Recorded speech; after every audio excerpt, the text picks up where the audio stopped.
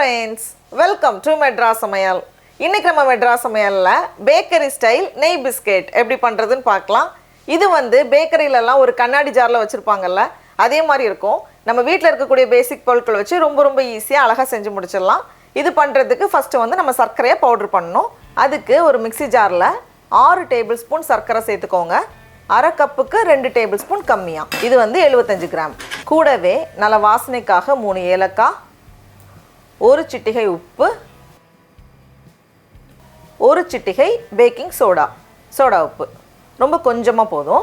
இதை வந்து நல்லா பவுடர் பண்ணி எடுத்துகிட்டு வந்திருக்கேன். இப்போ வந்து நம்ம பிஸ்கெட்டுக்கு மாவு பண்ண ஆரம்பிச்சிடலாம். அதுக்கு ஒரு பவுலில் 1 கப் மைதா மாவு சேர்த்துக்கோங்க. இது வந்து 125 கிராம். கூடவே நம்ம பவுடர் பண்ணி வச்சுருக்கோம்ல சர்க்கரை, ஏலக்காய், அது சேர்த்துட்டு ஒரு வாட்டி இதை நம்ம வந்து கலந்து வச்சிடலாம். நல்லா கலந்ததுக்கப்புறமா இதில் வந்து நம்ம நெய் சேர்க்கணும். நான் வந்து அரை கப் நெய் எடுத்திருக்கேன். இவ்வளோ நமக்கு தேவைப்படாது, கொஞ்சம் கம்மியாக, 1 டேபிள் ஸ்பூன் போல் கம்மியாக தான் நமக்கு தேவைப்படும். இது வந்து 100 கிராம் நெய். இதை வந்து உருக்கெல்லாம் தேவையில்லை, அப்படியே எடுத்துக்கோங்க. ஃபஸ்ட்டு வந்து ஒரு பாதி போல் சேர்த்துட்டு நம்ம வந்து நல்லா கலந்து விட்டுடலாம். இந்த நெய் வந்து எல்லா மாவோடையும் நல்லா மிக்ஸ் ஆகணும். பாருங்கள், இந்த மாதிரி உதிரியாக வரும்.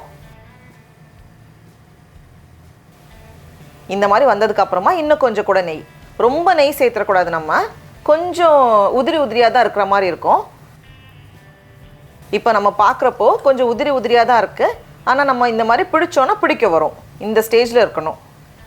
பாருங்க, நான் இதை வந்து எல்லாத்தையும் சேர்த்து காமிக்கிறேன். இந்த மாதிரி நம்ம சேர்க்கும்போது எல்லாம் சேர்ந்து வருது. அரை கப் நெய்யில் வந்து இவ்வளோ மட்டும் மீதி இருக்குது. ஒரு டேபிள் ஸ்பூன் நெய் போல் மீதி இருக்குது. 100 கிராம் நெய்யில் 1 டேபிள் ஸ்பூன் மீதி இருக்குது. இப்போ இதை வந்து ஒரு 11லேருந்து 12 வர மாதிரி பிரிச்சுக்கோங்க.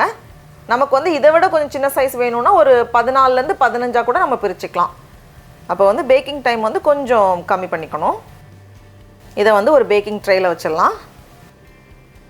இனி இதை வந்து நம்ம பேக் பண்ணணும். அவனை வந்து 300 டிகிரி ஃபாரன்ஹீட் இல்லைனா 150 டிகிரி செல்சியஸ்க்கு 10 நிமிஷம் ப்ரீ ஹீட் பண்ணிவிட்டு உள்ளே வச்சுக்கோங்க. கிட்டத்தட்ட 18 நிமிஷம் போல் ஆகும்.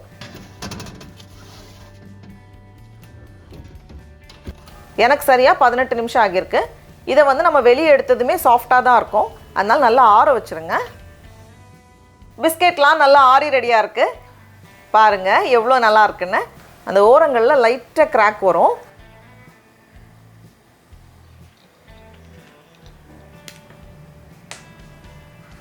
அதே மாதிரி அவன் இல்லாமல் எப்படி சாதாரண பாத்திரத்தில் பண்ணுறதுன்னு பார்க்கலாம். எப்பவும் போல தான் ஒரு அடிகனமான பேன் எடுத்துக்கோங்க.